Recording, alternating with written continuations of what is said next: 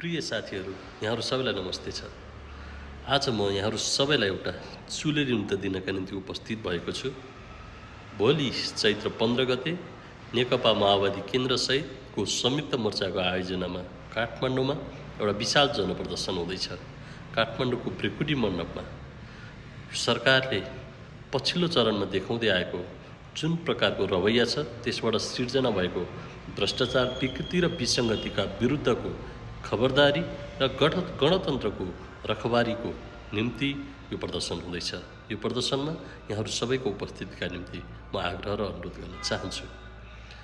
अहिले चिहानमा गाडिसकेको राजतन्त्र बिउताउने भनेर केही मान्छेहरू चिहानबाट चिच्चाइ कोकोहोलो मचाउन खोजिराखेका छन्।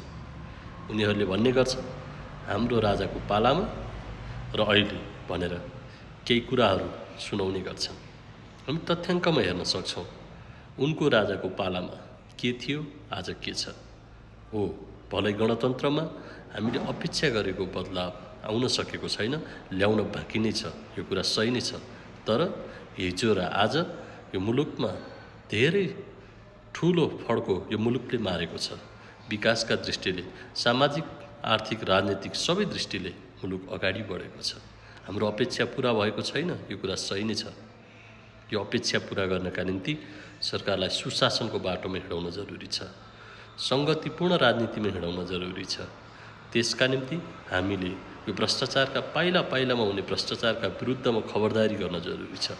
त्यो खबरदारी हामी गर्दैछौँ, त्यसमा सामेल हुन जरुरी छ। सामेल हौँ, हामी सुशासनको बाटोबाट, समृद्धिको यात्राबाट हाम्रा अपेक्षाहरू पुरा गर्न सक्छौँ। कुशासनको बाटोले फेरि उही दुष्चक्र निम्ति रहन्छ। हिजो राजाहरूले लुटे, राजाका आसेपासेहरूले लुटे।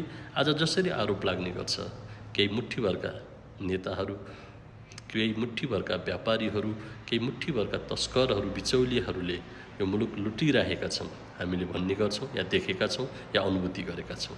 त्यसको कुनै न कुनै रूपमा एउटा सङ्गठित प्रतिवाद जरुरी छ। त्यो प्रतिवाद यति बेला माओवादी केन्द्रले गरिराखेको छ, समाजवादी मोर्चाले गर्न खोजेको छ। माओवादी केन्द्रले 18 महिना सरकार चलाउँदा त्यसको सशक्त प्रतिवाद गर्यो।